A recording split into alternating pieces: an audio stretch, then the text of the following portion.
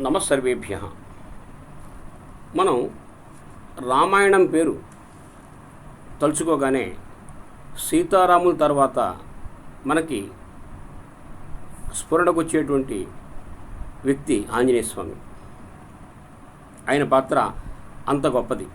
అందుకే రామాయణ మహామాలారత్నం వందే అనిలాత్మజం అని మన పెద్దలు ఆంజనేయ స్వామిని పొగిడారు.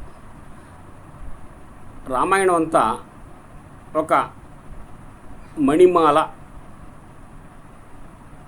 మణులతో కూర్చబడినటువంటి మాల అనుకుంటే అందులో ప్రధానమైనటువంటి రత్నం ఆంజనేయ స్వామి. అందుకే రామాయణ మహామాల రత్నం వందే అనిలాత్మజం అని అనడం జరిగింది. ఈ ఆంజనేయ స్వామి యొక్క పుట్టుక, బాల్యం, విద్యాభ్యాసం, ఆయన చేసినటువంటి సాహసాలు, ఘనకార్యాలు అందరికీ తెలుసున్నవే. ఈ విశేషాలన్నీ అనేక భాషల్లో ఉండేటువంటి గ్రంథాల్లో అనేక విధాలుగా రచించబడ్డాయి.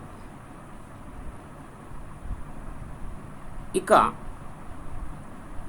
ప్రాకృత భాషలో ఈ ఆంజనేయ స్వామి యొక్క చరిత్రను పౌమచర్యం అనేటువంటి గ్రంథం మనకి వివరిస్తోంది. ఈ గ్రంథాన్ని విమల సూరి అనేటువంటి కవి రచించాడు. ఇది జైన మహారాష్ట్ర ప్రాకృతం. ఈ గ్రంథంలో ఆంజనేయ స్వామి యొక్క జననం ఎలా ఉందో మనం పరిశీలిద్దాం. ఆంజనేయ స్వామి యొక్క తల్లి అంజనాదేవి, భర్త పవనంజయుడు.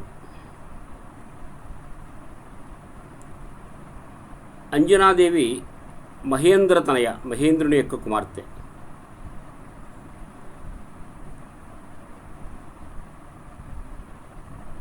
ఇక అంజనాదేవి భర్త తన యొక్క యజమానిని సేవించడానికి దూరంగా ఉండేటువంటి ప్రదేశానికి వెళ్ళాడు. ఆ సమయంలో ఆమెకు గర్భం వచ్చింది. అది గమనించినటువంటి పవనంజయుని తల్లి కీర్తిమతి, అంటే అంజనాదేవి యొక్క అత్తగారు, అంజనాదేవిని చూసి, ఓ దుర్మార్గురాలా, నీ భర్త దగ్గర లేనప్పుడు నీకు గర్భం ఎలా వచ్చింది? నువ్వు ఏదో తప్పు చేసి ఉంటావు, నిజం చెప్పు అని నిలదీసి అడిగింది. అప్పుడు అంజనాదేవి అత్తగారి కాళ్ళపై పడి పవనంజయుని యొక్క రాకపోకలు వివరించింది. కానీ అంజనాదేవి చెప్పినటువంటి మాటల్ని అత్తగారు వినిపించుకోలేదు.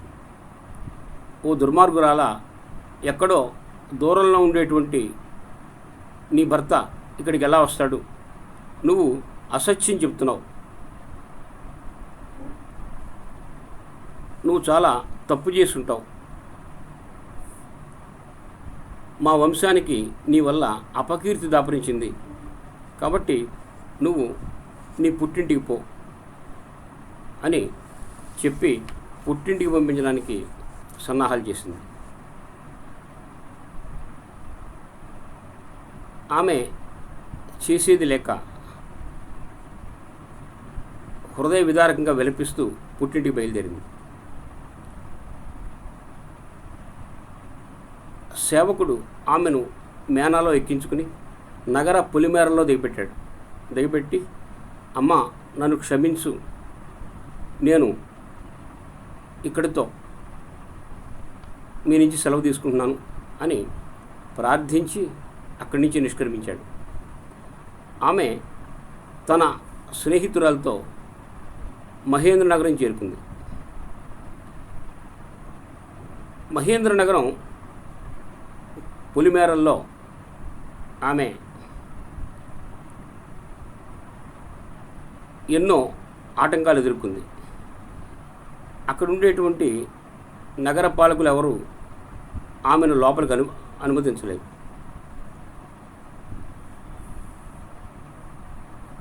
అప్పటికే సూర్యోదయం అయింది.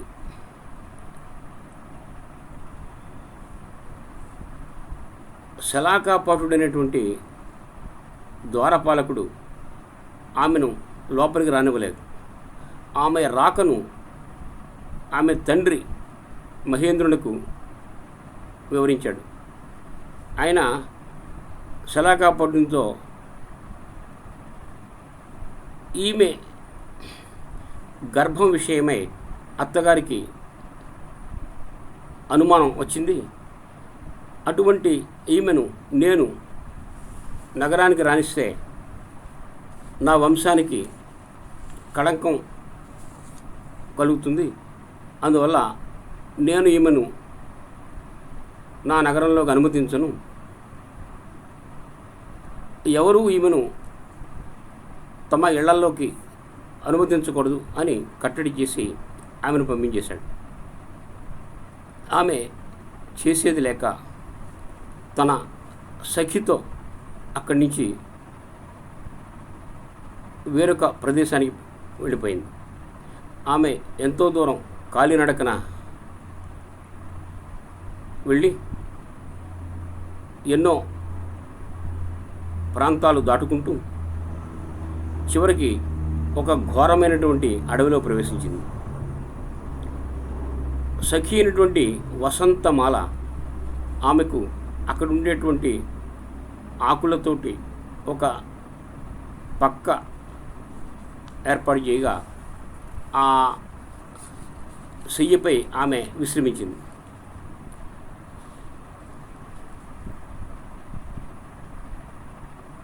ఆ తరువాత తెల్లవారింది. తూర్పు దిక్కు సూర్యుడిని ప్రసవించినట్లుగా ఈమె ఒక అందమైనటువంటి బాలుని ప్రసవించింది. ఈయన ఎప్పుడైతే జన్మించాడో అక్కడ ఉండేటువంటి చెట్లన్నీ చిగిరిచాయి, కోకిలలు మధురంగా కూసాయి, అక్కడ ఉండేటువంటి తుమ్మెదలు మధురంగా నాదం చేశాయి. ఒక మాటలో చెప్పాలంటే ప్రకృతి అంతా పులకించింది. ఈమె తన బిడ్డను ఒడిలోకి తీసుకొని, నాయనా నేను చాలా పాపాత్మురాల్ని, ఈ అరణ్యంలో ఏ దిక్కు లేకుండా నేను బ్రతుకుతున్నాను, నేను నీకు ఏమి సేవలు చేయగలను, నువ్వు అటు తండ్రికి ఇటు తాతకు కూడా దూరం అయ్యావు, నేను పతికి తల్లిదండ్రులకు దూరమై ఇక్కడ నేను జీవోత్సవంలా బతుకుతున్నాను, గుంపు నుండి విడిపడినటువంటి లేడిలా నా జీవితం నిరర్థకమైపోయింది, నేను బ్రతుకుతున్నానంటే కేవలం అది నీ కోసమే అని హృదయ విదారకంగా విలపించింది. ఆమె ఏడుస్తుంటే మనస్సు కరిగిపోయినటువంటి వసంతమాల, అమ్మా నువ్వు విచారించకు, మహర్షి యొక్క శాపం అది జరిగి తీరుతుంది, నువ్వు త్వరలోనే సకల శుభాలు పొందుతావు, నువ్వు ఊపిరి పీల్చుకో, ఊరడిల్లు అని ఆమెను ఓదార్స్తుంది. వీరిరువురి సంభాషణ ఒక విద్యాధరుడు వింటాడు. ఆయన విమానంలో ఆ మార్గంలో ప్రయాణం చేస్తున్నాడు. అది విని ఇటువంటి దట్టమైనటువంటి అడవిలో ఆడవాళ్ళ యొక్క సంభాషణ ఎలా సాధ్యం, ఇందులో ఏదో రహస్యం ఉంటుంది అని తలచి అతను క్రిందకి దిగాడు. క్రిందకి దిగి ఈ ఇద్దరిని చూశాడు. వారితో మీరు ఇక్కడ ఎలా ఉన్నారు, మీరెవరు అని ప్రశ్నించాడు. అప్పుడు అంజనాదేవి సఖి ఆయనతో, అయ్యా ఈమె మహేంద్ర తనయ, ఈమె పేరు అంజనాదేవి, ఈమె పవనంజయుని భార్య, ఈమె గర్భాన్ని అత్తగారు అనుమానించి ఇంటి నుంచి గెంటేసింది. ఇంటి నుండి గెంటి వేయబడినటువంటి ఈమెను స్వీకరించడానికి తండ్రి కూడా నిరాకరించాడు. అటు అత్తగారి చేత ఇటు తండ్రి చేత నిరాకరించబడినటువంటి ఈమెను నేను అతి కష్టంతో ఇక్కడికి తీసుకొచ్చి సాకాను. ఈమె ఈరోజు ఒక అందమైనటువంటి బిడ్డను ప్రసవించింది అని జరిగినటువంటి విషయాన్ని పూసగుచ్చినట్లుగా వివరించింది. అప్పుడు ఆ విద్యాధరుడు, అమ్మా, నేను కురువర ద్వీపానికి రాజు అయినటువంటి చిత్రభానుని కుమారుణ్ణి. నా పేరు ప్రతిసూర్యకుడు. నా సోదరి హృదయ సుందరి ఇంద్రుని యొక్క భార్య. ఈమె నా చెల్లెలు కుమార్తె అవుతుంది. నేను చిన్నతనం నుంచి చూడకపోవడం చేత గుర్తించలేకపోయాను. కానీ నాకు ఉండేటువంటి బంధు ప్రేమ వల్ల, ఆనవాళ్ళ వల్ల ఈమెను నేను గుర్తించగలిగాను అని చెప్పగానే అంజనాదేవి తన మేనమామను గుర్తించి చాలా హృదయ విదారకంగా విలపిస్తుంది. అప్పుడు అతను ఆమెను ఓదార్చి జ్యోతిష్కుల్ని పిలిచి అతని యొక్క పుట్టినటువంటి బాలుని యొక్క జాతకాన్ని పరిశీలించమని అడుగుతాడు. జ్యోతిష్కులు అక్కడికి వచ్చి అతను పుట్టినటువంటి రోజు ఆదివారం అని, చైత్రమాసం అని, కృష్ణపక్షం అని, అష్టమి తిథి అని చెప్పి అతను పుట్టినటువంటి సమయంలో గ్రహాలు చాలా ఉచ్చదశలో ఉన్నాయని, ఆ పిల్లవాడు బల భోగ రాజ్య సంపదలతో వర్ధిల్లుతాడని, అందరి చేత సన్మానాలు పొందుతాడని చెబుతారు. అప్పుడు ఆ విద్యాధరుడు జ్యోతిష్కులకు తగిన విధంగా సన్మానం చేసి వాళ్ళని పంపించి, అమ్మా, మనం మన ఊరు వెళ్ళిపోదాం అని ఆమెను విమానంలో ఎక్కించుకుని ప్రయాణం అవుతుంటారు. ఆ బాలుడు తన తల్లి యొక్క వడ్డాణంలో ఉండేటువంటి మువ్వల్ని చూసి మురిసిపోతూ ఒక్కసారి ఎగిరి ఆ విమానం నుంచి కింద పడతాడు. ఒక పర్వతం మీద పడేటప్పటికి అది గమనించినటువంటి అంజనాదేవి హృదయ విదారకంగా విలపిస్తుంది. ఏమైపోయాడో బిడ్డ అని చాలా బాధపడుతుంది. వెంటనే విమానం కిందకి దించి చూస్తే బిడ్డకి ఎటువంటి గాయాలు లేవు. ఆ తర్వాత వారు సంతోషించి నగరంలో ప్రవేశించగానే ఆ నగరవాసులందరూ ఆమె రాకకు చాలా సంతోషిస్తారు. నగరం అంతా ఒక పండుగగా ప్రకటిస్తారు. ఆ తర్వాత అతనికి జాతకర్మాది సంస్కారాలన్నీ చేసి శ్రీశైలుడు అని పేరు పెడతారు. ఆయన హనురుహ గ్రామంలో గౌరవాన్ని పొందడం చేత అతనికి హనుమంతుడు అనేటువంటి పేరు కూడా పెట్టడం జరుగుతుంది. ఈ విధంగా పౌమచర్యం అనేటువంటి గ్రంథంలో హనుమంతుని యొక్క జన్మ వృత్తాంతం చెప్పబడింది.